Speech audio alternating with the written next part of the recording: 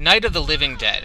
What can I say? It's a classic zombie film that basically defined the whole zombie genre as it stands today. It's been referenced and imitated so many times, and most zombie movies blatantly copy its story.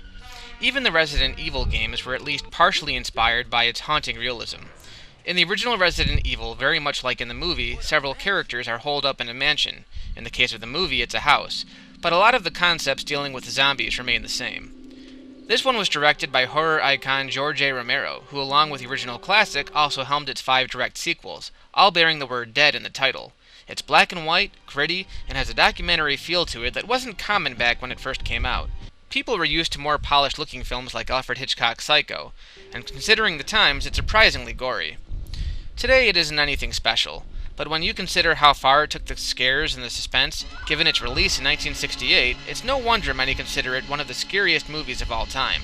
The zombies themselves, like in most of Romero's Dead films, aren't necessarily the scariest part of the film either. They're more or less obstacles for the human survivors to overcome. Romero always seems to explore human behavior, but does so better than ever with his original, in which a bitter, overprotective father barricades his family in the basement of this old house, leaving Ben and Barbara to fend for themselves. They're constantly at wit's end with each other, and both Ben and Cooper are constantly at odds about how best to survive. What also works to the film's favor is the constant chaos going on. Although the majority of the film takes place in the house, we see and hear various newscast reports covering the worldwide zombie breakout, giving a small film a larger-than-life quality, not dissimilar to how Orson Welles panicked the country with his famous War of the Worlds broadcast in 1938. The location also works to the film's favor because it feels very claustrophobic. Yes, the zombies move incredibly slow, but they start surrounding the house in swarms, climbing in through the windows, creeping in through doors, breaking the glass. Then there's the irony factor, in which the characters have access to a truck that's low on gas. There's a gas station not far from the house, but getting to it means wading through a horde of zombies, and on top of that, the characters can't find the key that unlocks the gas pump.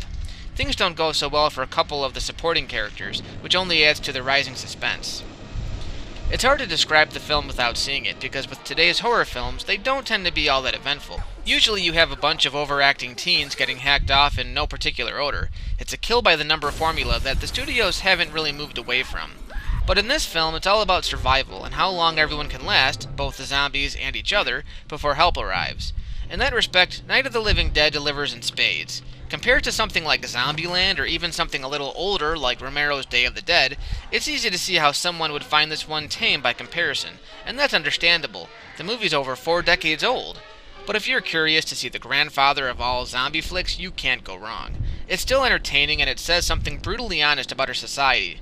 In times of crisis, we're more likely going to help ourselves than each other. There are 2 remakes that I'm aware of.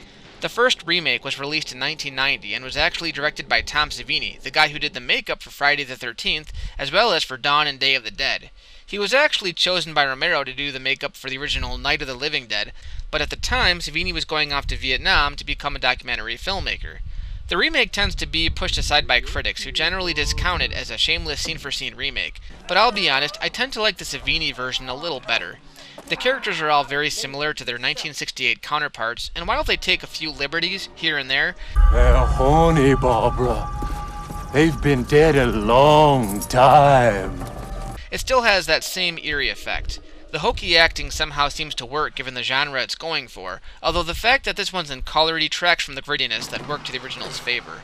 It almost feels like a TV movie, which doesn't sound that great, but it's still fun to watch these 2 versions side by side and see which one you prefer.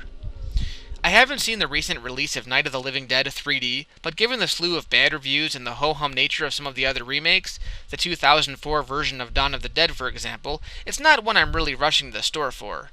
In all honesty, there are a couple of Romero films that I would recommend over this one, like Day of the Dead, which is one of my favorite zombie films, but this one set the stage for not only Romero's future work, but for the zombie epidemic in general.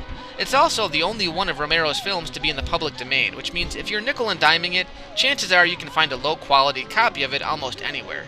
So don't take it from me. If you haven't had a chance to watch it, you really don't have an excuse. It's the perfect atmospheric flick to watch on Halloween.